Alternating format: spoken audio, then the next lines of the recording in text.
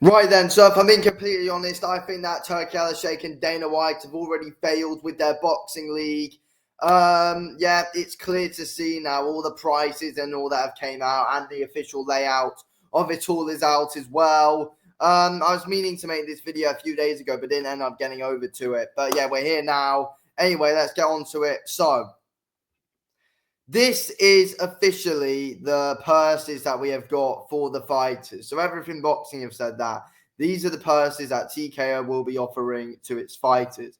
Obviously, these purses are not going to take over the sport. So clearly, this league thing is for lower level slash up and coming guys, at least to begin with. Because what we've got here is 20 grand, only 20 grand for a 10-round bout by an unranked fighter. First of all, I think fighting for 20 grand in a 10-round fight shouldn't be the case. Like, if you're fighting in a 10-round fight, you need more than bloody 20 grand. And I mean, who's gonna want that? Who bloody cares? But what top fighter is gonna care? And also, lower level guys are gonna start with. But how is this going to change boxing? People have been like, oh, this whole thing is going to change the landscape of boxing. This is going to do nothing and go absolutely nowhere. It's already failed. For this to take off, you need the big names to be able to carry you through it. And this ain't going to attract the big names whatsoever. And then for number 5 to 10, you get 50 grand. What are these prices? What are these purses that they're doing here? It's attracting no one. And then 125 grand when ranked by the company at number 3 to 4. 375 grand when challenging for the company championship, and 750 grand when defending the company championships. You don't even get $1 million for being the champion. I mean, what a joke that is. The unranked fight is getting 20 grand. I mean, again, though, this isn't going to attract anyone. It's not going to attract anyone. And, for lower level and up-and-coming guys, what up-and-coming guys are they looking to bloody go for here? Mosi the Talma? Because that's not going to bloody happen, because he's already bloody been paid good on Saudi. Abdullah Mason? That's not going to happen. He's already bloody getting paid really well at the moment as we go. What prospects are they going to try and get? It's going to be difficult for them to build up these names and really get people interested in what they're doing. I mean, what we saying, Andy Cruz? I mean, he's not going to want to get involved. He's already getting paid good. I mean,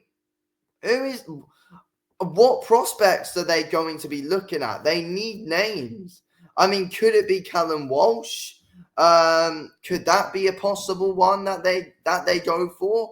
I mean, because he does work with Dana White. But again, though, I mean, it's not like, these guys are going to have absolutely incredible talent. And as well, though, for becoming a company champion for someone like Dana White, I mean, you need big names to be able to carry this whole thing. And these prices don't attract these big names. No one's really going to care about, really, really, really low level guys getting the opportunity to fight in this whole thing. It's just not going to attract an audience. So that is why Dana White and Turki Alalshikh have failed. And look, I'm all for these lower level guys getting an opportunity, though, and doing their thing. Of course I am. I want them to do well. And I want them to build themselves up. Without a shadow of a doubt, I do. But it's not going to attract a wide audience. This whole, business thing that Turki Alalshikh and Dana are doing with this boxing league, they're not going to make the money they think they're going to make. Eddie Hearn, Frank Warren, Oscar De La Hoya, Bob Arum, they will be absolutely bloody loving life right now after seeing this. They will be absolutely in absolute hysterics, in relief after seeing all of this and all of these prices. Because, Oscar De La Hoya, Eddie Hearn, Frank Warren especially, they're going to be wanting these prospects. They want prospects fighting for them. And, Matchroom Boxing will be able to easily beat a 20 grand for a 10-round fight. They'll easily be able to get, decent fighters over 50 grand. I think they're going to be loving it because it's going to be difficult to get those prospects off of those guys anyway with the pay they're getting. I mean, that is the thing. They're not going to be able to snatch up a, fairly well-known prospect out of Matchroom, for example. They're not going to be able to take away your fairly well-known prospect out of Queensbury, for example. I mean, let's say, I don't know, Royston Barney-Smith, let's say, for example. They're not going to be able to get him involved in all of this, are they? I mean, I'm sure Frank Warren's going to be, wanting to build him up and eventually get him a bigger and bigger and bigger, better payday. That's what's going to be happening. I mean, I find it strange. I mean, again, you got someone like Pat Brown, for example. I mean, he's a prospect for Matchroom now.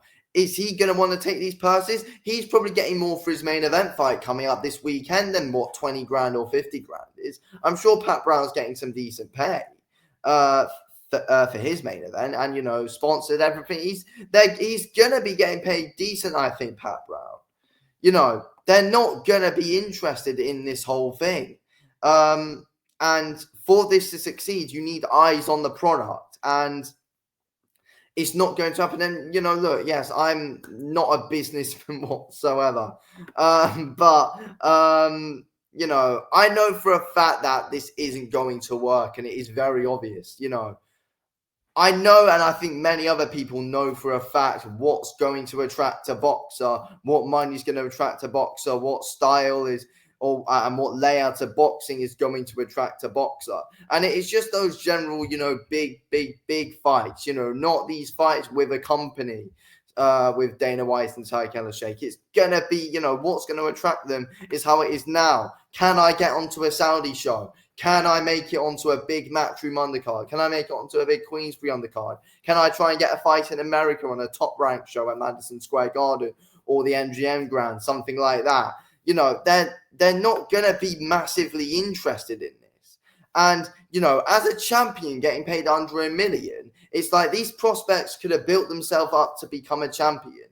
And then now, and they're only on 750 grand. It's not enough for a boxer who's, risking their life fighting, and for a top fighter for the company as well, with these pays.